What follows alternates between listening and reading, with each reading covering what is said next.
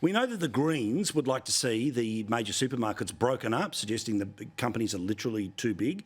I was fascinated to see today that Bunnings is going to be an organisation that will be pulled before the Senate committee because independent nurseries believe that they are too big, too strong when it comes to the capacity to control the plant market. I know, yes, that's what our Parliament's talking about, but it is people's businesses, and just as local hardware stores have basically been blown away, same's happening to some degree with nurseries. But there seems to be the Nationals and the Greens in the same place, which is about maybe getting towards the place where you start to break these things up. Now, I noticed today in Question Time, the Prime Minister was having great fun with this, Joe, but does anyone honestly think that this government's going to turn around and pass a law that's going to go anywhere near breaking up these?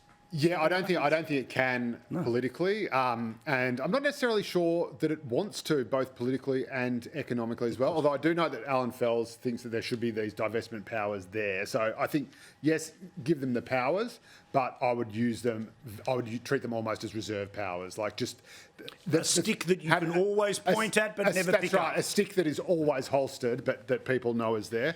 A couple of obvious things that even an art student like me can figure out. If there is the prospect of the government being able to come in and break up your business at any time for whatever reason, what is that going to do to investment? What is that going to do to businesses starting up? Secondly, the problem is that these nurseries are absolutely right about Bunnings, just as the corner shop is right about supermarkets. They do destroy these smaller businesses because they can apply economies of scale and they can provide goods that are incredibly cheap. And what is the one thing we desperately need at the moment? It's goods that are incredibly cheap. Sadly, not as much as they used to be. So I think the benefit for the consumer, as long as they're not exploiting the duopoly and behaving like a sort of cartel and which we have seen But also, don't forget, your power as a consumer, all right? Like we always hear this, Holly, constantly, right, about Australians will always whinge about a Big Four bank but not go anywhere else. Well, of course, to be a bank, you're under the exact same legal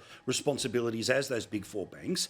Again, if you want to go to another hardware store, if you want to go to another supermarket, if you want to buy your fruit and veg somewhere else, I get why. And again, I'm not going to pretend that I don't go to these things like everyone else. But if this really is line in the sand for you, go and find a way around them.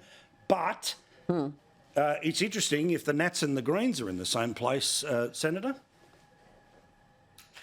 Yeah, look, I'm not a big fan of divestiture powers. I think it's very, very dangerous economically to start looking at these things. I mean, competition is always a good thing, but you are right when you say as the consumer, you have the power to go where you want to go. I think we do have more... there are more competitors in the supermarket space, whether you look at the Superbarns or the Costcos or, we've always had the IGAs. And maybe if you are concerned about it, you do start to take your dollars elsewhere. But at the end of the day, we are a pretty small market. This is we're not that big a country and we are so diversely spread.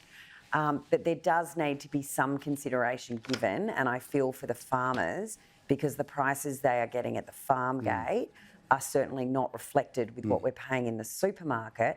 But I know even the other day I did try to go to a butcher and I ended up getting a phone call from one of the children and had to leave before I walked in, and so happened to go to the supermarket closer to home. But I'd seen the price of the leg of lamb in the butcher window and then the price of the leg of lamb at the supermarket. And we are talking there was about a $50 difference. Yeah, it's uncanny. So, wherever that price differential is, it is substantial at the moment. And I can understand why in a cost of living crisis, families are looking for the cheapest possible alternative. Well, that's all right. The bloke who shut down Grocery Watch, Craig Emerson, who'll fix it all, as well as apparently being a commentator in the financial... Oh, mate, that's what we need, another website. Their bespoke delicatessen. Just fix up a website. Yeah, correct. All right, thank you guys. Do appreciate it. We'll see you all again next week. Thank you.